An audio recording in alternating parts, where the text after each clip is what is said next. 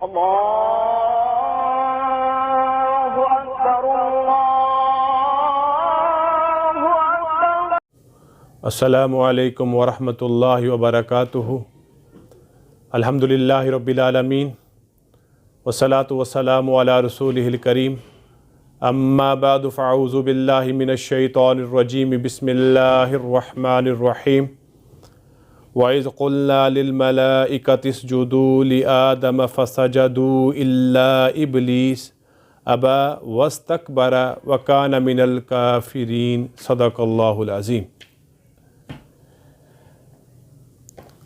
سورہ بقرہ سے آیت نمبر 34 تلاوت کی گئی ہے، جس میں اللہ رب العزت ارشاد فرماتے ہیں، اور جب ہم نے فرشتوں کو کہا کہ وہ آدم کو سجدہ کریں، فسجدوا الا ابلیس، پس تمام فرشتوں نے سجدہ کیا مگر ابلیس نے، ابا، اس نے انکار کیا، واستکبر، اور تکبر کیا، وکان من الکافرین، اور وہ انکار کرنے والوں میں سے ہوا۔ اس آیت مبارکہ میں اللہ تعالیٰ ایک خاص واقعے کی طرف اشارہ فرما رہے ہیں۔ جب اللہ تعالیٰ نے حضرت آدم علیہ السلام کی تخلیق فرمائی تو تمام فرشتوں کو حکم دیا کہ وہ آدم علیہ السلام کو سجدہ کریں۔ ابلیس، شیطان، جو اپنی کثرت عبادت کی وجہ سے ملائکہ کا ہم نشین ہو گیا تھا، یہ حکم اس کے لیے بھی تھا، مگر اس نے اللہ کے اس حکم کا انکار کیا اور تکبر کیا، یعنی اس نے ایک سجدے کا انکار کیا۔ اس آیت کے پڑھنے کا مقصد ہے ایک سوال کہ ایک سجدہ کتنا قیمتی ہے۔ عموماً لوگ سوال کرتے ہیں کہ وہ مسجد میں نماز پڑھنے کے لیے جاتے ہیں اور کچھ تاخیر کا شکار ہو جاتے ہیں۔ جب وہ مسجد میں داخل ہوتے ہیں تو امام صاحب اور نمازی پہلے سے سجدے کی حالت میں ہوتے ہیں۔ سوال پوچھا جاتا ہے، کیا ہم امام کے قیام کا انتظار کریں، یعنی وہ جب اپنی نئی رکعت شروع کریں اس وقت شامل ہوں، یا ہم سجدے میں ہی شامل ہو جائیں؟ تو یہاں پر جواب یہ ہے کہ اس وقت سجدے میں ہی شامل ہو جانا بہتر ہے۔ کیا معلوم یہ ایک سجدہ ہی اللہ کے ہاں ایسا قبول و منظور ہو کہ اس بندے کی دنیا اور آخرت سنور جائے۔ ایک سجدہ کتنا قیمتی ہے۔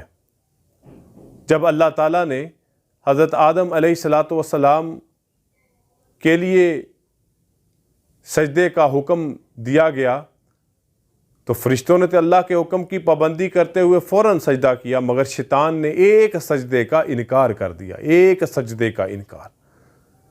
ایسا نہیں تھا کہ کوئی مستقل سجدے کرنے تھے آدم علیہ السلام کو کہ دن میں 5 مرتبہ کریں، 10 مرتبہ کریں یا کرتے ہی رہیں، بلکہ وہ ایک ہی مرتبہ شرف انسانیت کے لیے ایک سجدہ ہی کروانا مقصود تھا، اور وہ اللہ کے حکم کی اصل میں اتباع تھی، مگر شیطان نے اس معاملے میں انکار کیا اور تکبر کا اظہار کیا۔ اب دیکھیے اس کا ایک سجدے کا انکار کرنا، قرآن کہتا ہے وَكَانَ مِنَ الْكَافِرِينَ، وہ انکار کرنے والوں میں سے ہوا، یعنی قیامت کی صبح تک اس کو رجیم قرار دیا گیا، مردود قرار دیا گیا۔ تو ایک سجدے کا انکار اس کو کہاں سے کہاں پہنچا گیا، لہٰذا سجدہ کرنے کا موقع ملے اور اس کو ہرگز ضائع مت کیجیے، کیا معلوم وہی سجدہ اللہ کے ہاں قبول و منظور ہو جائے۔ اسی طرح کا ایک سجدہ، جس ایک سجدے نے اللہ کے جلال کو اللہ کے جمال اور اللہ کی رحمت میں تبدیل کر دیا۔ قیامت کا دن ہے، قیامت کی سختیاں ہیں، نفسا نفسی کا عالم ہے، ہر ایک کو اپنی پڑی ہے۔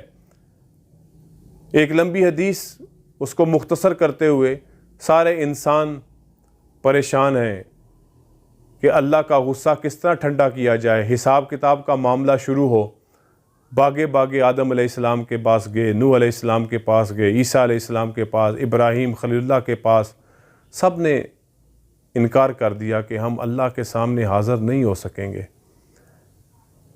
سارے امام الانبیاء خاتم النبیین سرکار دو عالم صلی اللہ علیہ وسلم کی خدمت میں حاضر ہوئے۔